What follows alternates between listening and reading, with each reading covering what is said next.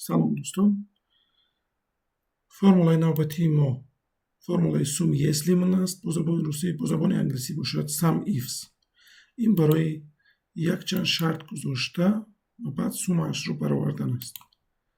مثال پلیس می نویسیم سوم یس لیمن، تب رو زیر میکنیم، نرخ ها رو انتخاب میکنیم، نقطه ویرگول، بعد یکم شرطی ما نام ها رو انتخاب میکنیم، نقطه ویرگول، در اینجا دلیل رو انتخاب میکنیم، نام.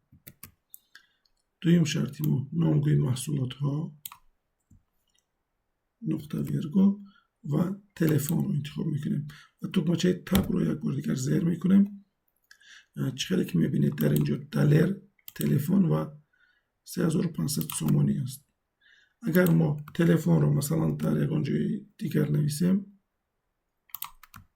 به جای پلنشت تلفن می نویسیم، نرخی ما عوض می شود.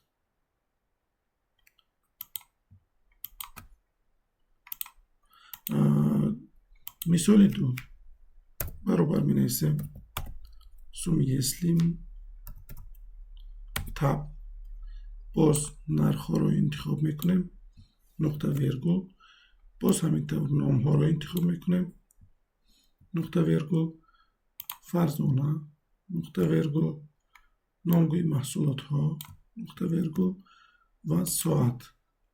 تب رو زیر می کنیم 3800 سومانی. اگر ما از اینجا یک ساعت رو ادلیت یا اینکه دیگر چیز نویسیم، نرخ عوض می شود.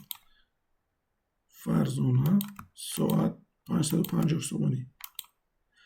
اگر درس به شما پسند آمده باشد، تکمچه لایک رو زیر کنید و ابونه شدن رو فراموش نکنید. باقی در امان خدا.